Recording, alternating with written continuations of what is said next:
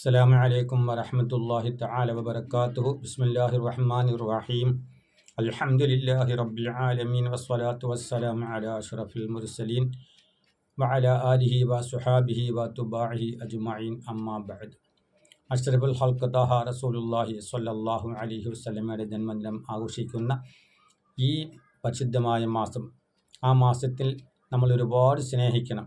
അള്ളാഹുവിൻ്റെ റസൂല് ജനിച്ചതും വഫാത്തായതും ഒരേ മാസത്തിലും ഒരേ ദിവസത്തിലും ആണെങ്കിലും ആ ജന്മദിനം ആഘോഷിക്കുന്ന ഈ സമയം നമ്മൾ ഒരുപാട് അഹങ്കാരം പാടില്ല. വണ്ടിക്കകത്ത് കുറേ ബോക്സോ മൈക്കോ ഒക്കെ വെച്ച് കെട്ടി കുറേ മാപ്പിളപ്പാട്ടും പാടി, കുറേ ആൽബം പാട്ടും പാടി, പാട്ടും പാടി അങ്ങനെ നമ്മൾ ഒരുപാട് കിടന്ന് ആഘോഷിക്കാൻ പാടില്ല. അള്ളാഹുവിൻ്റെ റസൂലിനോടുള്ള സ്നേഹം നമ്മൾ കാണിക്കേണ്ടത്, പ്രകടിപ്പിക്കേണ്ടത് ഒന്നെങ്കിൽ ഒരു യാസീൻ ഓതുക, പരിശുദ്ധ ഖുർആൻ യാസീൻ ഓതി അള്ളാഹുവിൻ്റെ റസൂലിൻ്റെ ഹദറത്തിലേക്ക് ഹദിയ ചെയ്യുക. അള്ളാഹുവിൻ്റെ റസൂലുള്ളാഹിയോട് കാണിക്കുന്ന സ്നേഹം അതറിയത്തില്ലെങ്കിൽ, അതറിയാൻ മേലാത്തവരാണെങ്കിൽ എന്ത് ചെയ്യണം? ഒരു മൗലൂദ്, ഒരു മങ്കുസ് മൗലൂദ് അങ്ങേയറ്റം 15 മിനിറ്റ് മതി. അതും ഓതാൻ അറിയാൻ മേലാത്തവരെന്ത് ചെയ്യണം?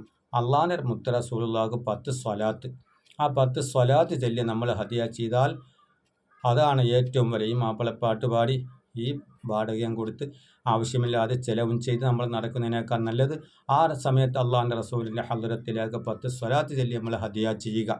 വമാ അർസൽനാക ഇല്ലാ റഹ്മത്തുൽ ലിൽ ആലമീൻ എന്ന് അള്ളാഹ് പറഞ്ഞത് ലോകത്തിന് അനുഗ്രഹമായിട്ടാണ് അള്ളാഹുവിൻ്റെ റസൂലിനെ ഈ ലോകത്തേക്ക് അയച്ചത്. ആ അള്ളാഹുവിൻ്റെ റസൂലിൻ്റെ ശഫാഅത്താണ് നാളെ മഹ്ശറിൽ നമുക്ക് ആവശ്യമുള്ളത്. ആദം നബി അലൈഹിസ്സലാം മുതൽ താഴോട്ടുള്ള എല്ലാ പ്രവാചകന്മാരുടെ അടുക്കൽ നമ്മൾ ചെല്ലും.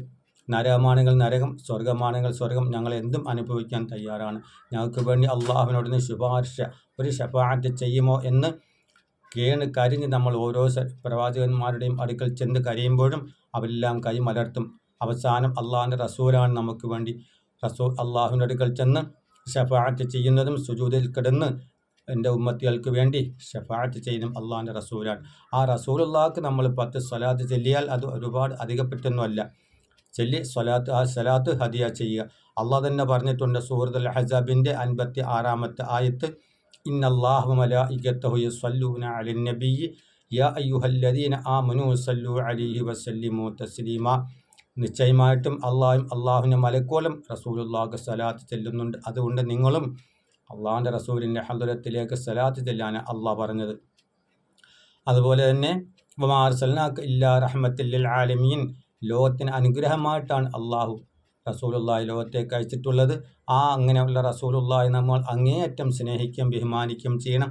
ഒരിക്കൽ ആയിഷ ബീവി റളിയല്ലാഹു അൻഹയുടെ വീട്ടിലേക്ക് മുത്ത് റസൂലുള്ളാഹി കയറി ചെന്നപ്പോൾ ആയിഷ ബീവി റളിയല്ലാഹു അൻഹ ഇങ്ങനെ തിരയുന്നു.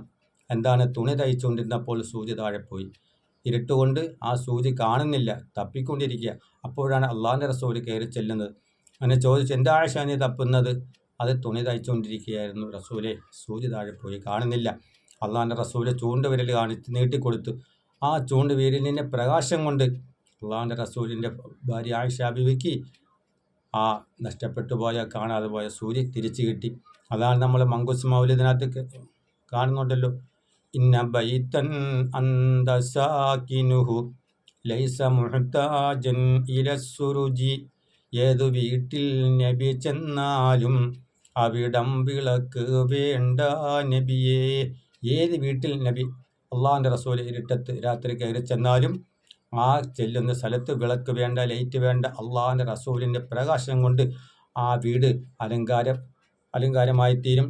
അപ്പോൾ അങ്ങനെയുള്ള റസൂലുള്ളാഹിക്ക് നമ്മൾ ഒരിക്കലും ഒരു നിരീശ്വരവാദിയെപ്പോലെ ഒരു സലാത്ത് ചെല്ലാനോ അല്ലെങ്കിൽ ഒരു മൗലിദ് ഓതാനോ അല്ലെങ്കിൽ ഒരു യാസീൻ ഓതി ദുആ ചെയ്യാനോ ഒന്നിനും നമ്മൾ മടി കാണിക്കേണ്ട.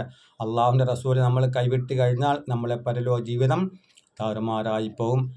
അള്ളാഹുവിൻ്റെ റസൂലിനെ ബഹുമാനിക്കാനും സ്നേഹിക്കാനും അതുവഴി അവിടുത്തെ ശഫാഅത്തിൽ ഒരുമിച്ച് കൂടാനും ഹൗദുൽ കൗസർ കുടിക്കാനും അള്ളാഹു സുബ്ഹാനഹു വ തആല നമുക്കെല്ലാവർക്കും ഈ പരിശുദ്ധമായ പുണ്യമാസത്തിൻ്റെ ബർക്കത്തുന തൗഫീഖ് ചെയ്യുമാറാകട്ടെ. ആ റസൂലുള്ളാഹി സ്നേഹിക്കാനും അള്ളാഹുവിൻ്റെ റസൂലിനെ ആരെല്ലാം സ്നേഹിച്ചിട്ടുണ്ടോ അതുപോലെ നമ്മളും സ്നേഹിക്കാനും നമുക്ക് അള്ളാഹു തആല മനസ്സും സന്മനസ്സും തന്ന് സഹായിക്കട്ടെ. വാഖിറു ദഅ്വാന അൽഹംദുലില്ലാഹി റബ്ബിൽ ആലമീൻ. അസ്സലാമു അലൈക്കും വറഹ്മത്തുള്ളാഹി തആല വബറകാതുഹു. വീഡിയോ കാണുന്നവരെല്ലാവരും ഷെയർ ചെയ്യാനും സബ്സ്ക്രൈബ് ചെയ്യാനും ഒന്നും മറക്കരുത്.